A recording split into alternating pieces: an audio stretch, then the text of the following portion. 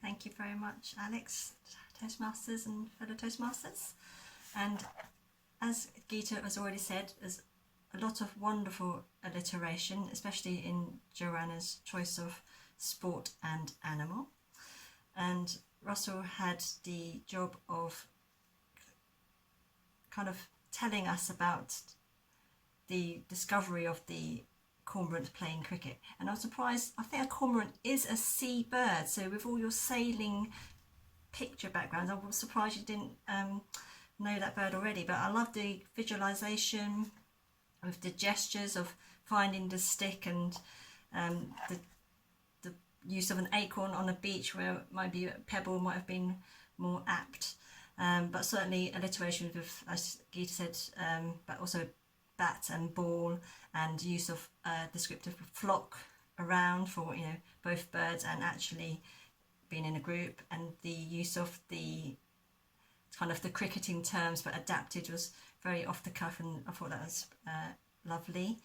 And for the equestrian emu, Gavin weaved a wonderful story of how actually he became kind of the emu, in kind of telling us, the audience, about, you know, if the emu could ride a horse, that was what he was thinking. So, you know, inverted speech marks and kind of using his hands to create the image of if he could find the height of a rock, and kind of create the visualization for us in his storytelling mode. And certainly the idea of, you know, the wind was in his feathers, you know, that's quite a good image. And using the word emulate, I thought was quite funny, emulate with emu in the word itself. And moving on to Lou, again, this kind of Table Topics has been great at creating like lots of mini stories and really helping the speakers with creating like little story modes. And certainly Lou was able to weave the word of the day, reflection in how Petra, also a quick off the cuff name for alliteration, Petra the pink armadillo, and also again a good kind of vocal variety with the reactions of the fellow armadillos.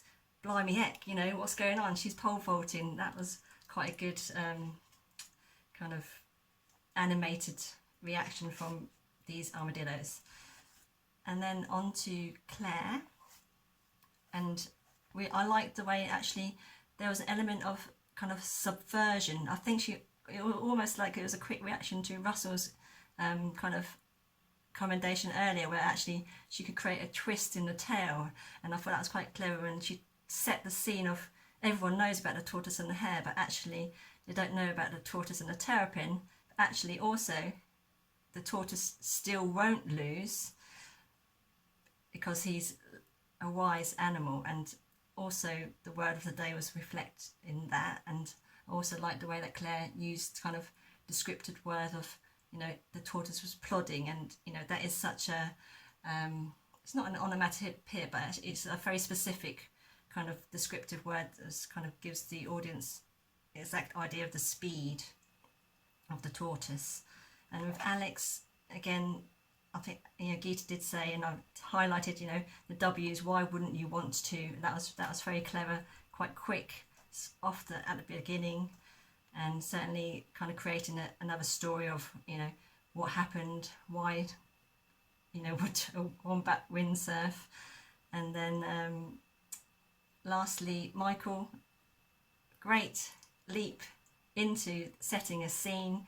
You've established a setting as the Olympics, and that gives us, the audience, a setting of what we're trying to envisage. And I thought it's really quick of you to think of kind of 3 other types of animals that kind of gives really juxtaposition of a lizard, and then you get an elephant and a shark and a beetle. You know, you wouldn't expect that. So I thought that's very quick thinking of you, and absolutely you had the story, the event, the ending, done. Well done, everybody.